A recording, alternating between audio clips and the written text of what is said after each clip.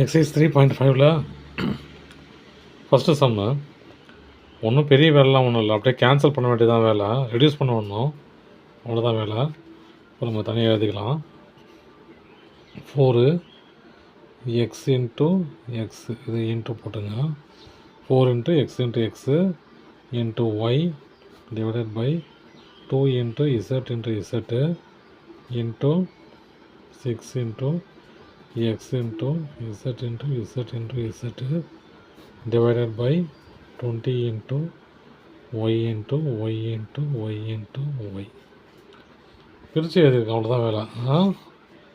இப்போ 2 1 2 சார், இது 2 2 சார் இல்லையா. அப்புறம் இந்த ஒய்யும் இந்த ஒய்யும் கேன்சல் பண்ணலாம். 2 இசட்டு, இது 2 இசட்டு, இதை கேன்சல் பண்ணலாம். ஒரு 2 இங்கே 10 2 இங்கே 3 இங்கே 5. ஓகேவா?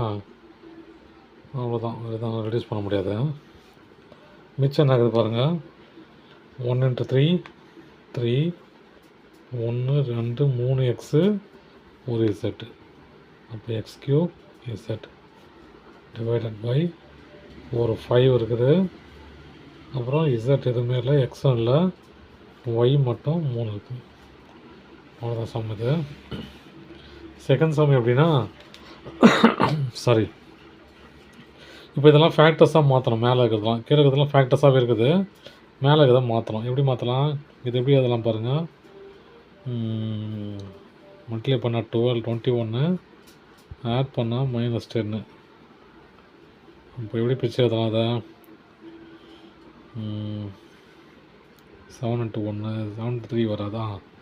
7 3 sir minus minus minus into minus plus 7 into 3 21, அப்புறம் -7 ப்ளஸ் -3 -10. அப்போ அதோட ஃபேக்டர்ஸ் எப்படி இருக்குது?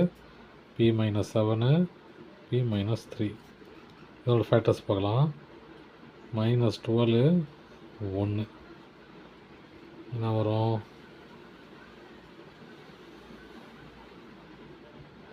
11 12 வராது, 3 4 3 4 சார் மைனஸ் வச்சுக்கலாம்.